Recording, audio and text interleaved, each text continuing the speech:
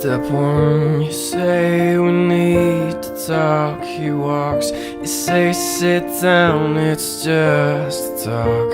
He smiles politely back at you. You stare politely right on through. This is the story of Joey Kimmerling, a 16-year-old boy. New Year's Eve of 8th grade, a friend told me his uncle was gay. I said, "What do you mean?" He said he has relationships with men. I was just like, well, that's who I am. The next day I got to school and everyone knew. Kids were snickering and pointing at me. In the locker room, everyone turned and looked at me. The boy who changed next to me grabbed his stub and said, "I don't want you checking me out." I began to dread going to school.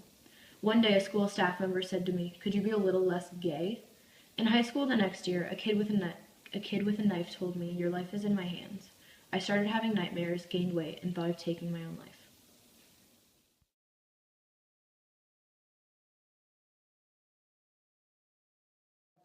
A schoolgirl who was found hanged in her bedroom may have been driven to kill herself by bullies jealous of her popularity and good looks.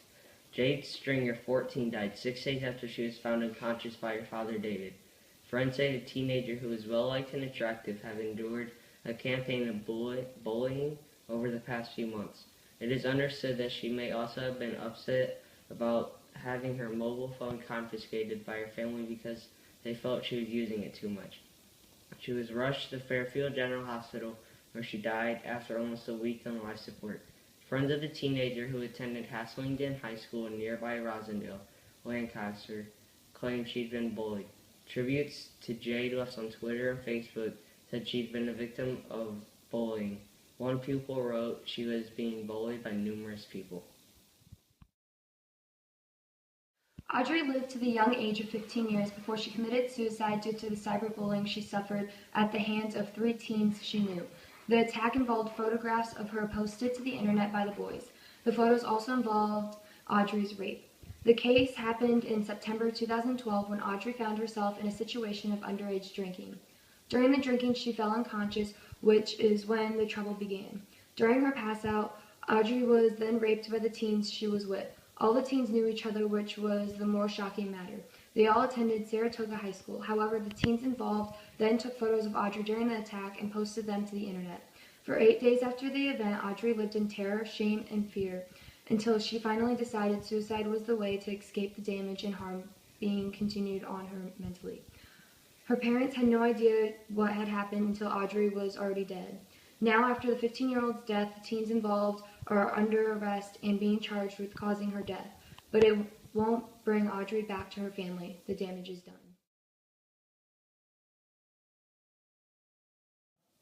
When I was in elementary school, I was bullied by the kid who lives across the street. It started the day we moved in, and it continued until the day we moved out. His bullying was relentless. I'd be sitting in my front yard playing with my Star Wars figures, and he'd come over and start threatening to take them, break them, hurt me, whatever he had on his broken little mind, until I'd either start crying or ran into my house. I remember riding my big wheel on my sidewalk, and this kid rode up behind me on his dirt bike, crashed it into my back, knocked my legs under my big wheel, and pushed me up the sidewalk until my screams brought parents out from the houses. I had skin torn off my spine, and I still have 2 scars on my knees, one on the top of my left foot, and he shot me with his BB gun one day, narrowly missing my eye. The one time I punched him in the nose, he ran to his dad, who came out of his house and yelled at me. I remember being terrified that he was going to hit me or worse. The kid was abusive and cruel. If he'd been an adult, the things he did to me would have been qualified as assault, but whenever my parents confronted his parents, nothing happened. I remember being angry with them for not doing more to protect me, but realized in retrospect that they probably did everything they could. This kid's father was a gun rat, ran with bikers, and had friends at the local police department, and basically had got away with everything. Eventually, I just stopped telling my parents about my bully because he just bullied me worse than when I did. All of these suicides could have been prevented by one person helping them out. You could be that person to someone. Stand up to bullying.